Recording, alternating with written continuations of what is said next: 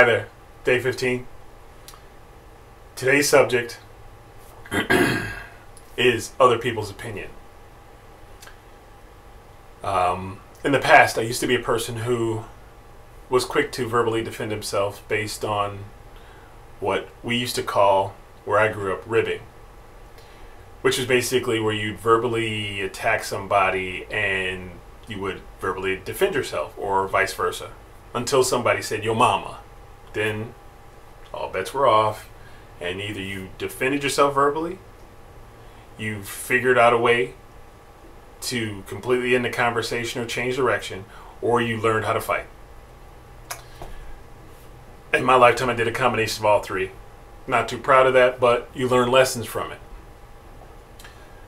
In today's society, none of those options are really working other than just end the conversation.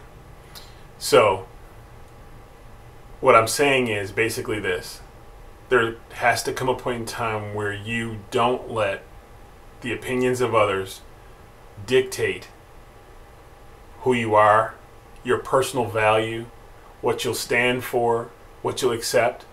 You have to make those determinations yourself. You have to set your own course to wherever it is that you want to be. I believe in you and the capacity that you have to be whatever it is you want. Whatever it is you want to be, however it is you want to get there, in the style, shape, or form that you want to have, I believe in you.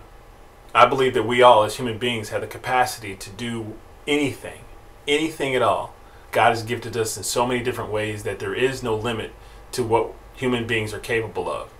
It's just that over time and over generations, we've learned to be subjective to peer pressure, subjective to our environment, subjective to what it is that we believe are our fears.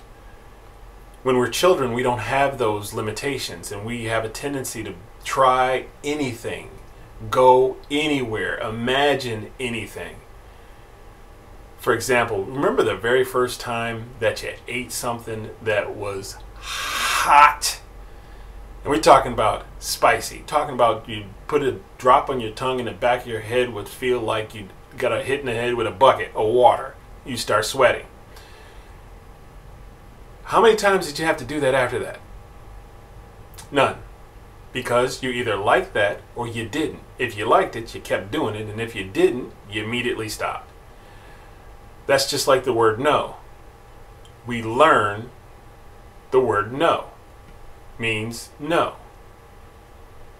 Well, for some people it does. No means, well, I can kind of try and talk my way out of it for some people. But for most, no means no.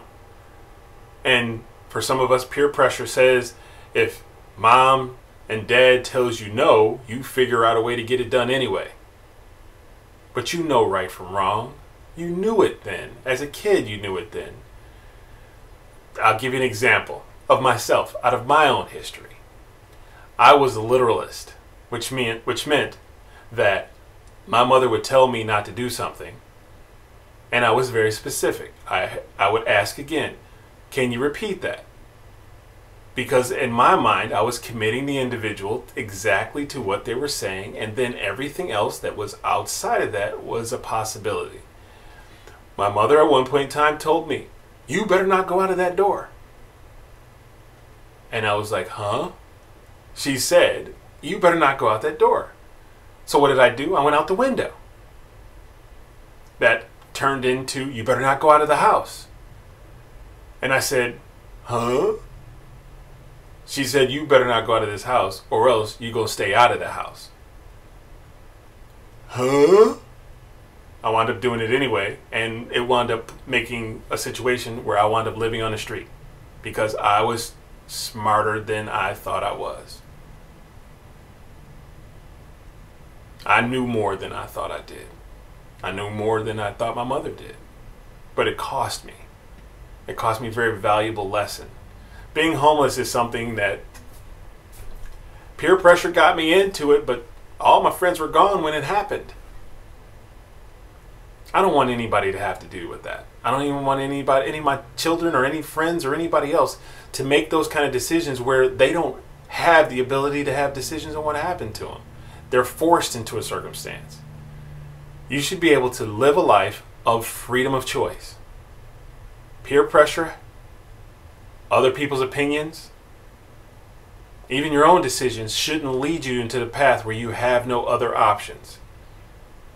At any point in time, that phrase is coming back again. At any point in time, you have the ability to make a change. Make a change. Change your zip code, change your friends, change how you look. Whether it's losing weight or going under the knife, you have the ability to make the changes that could affect the rest of your life right here today.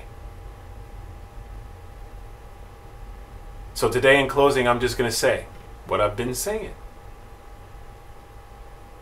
Let today be the first day that you decide to make better choices. Decide to be an impact to yourself and to those around you. And may God love you enough for you to realize how blessed you are. Thanks.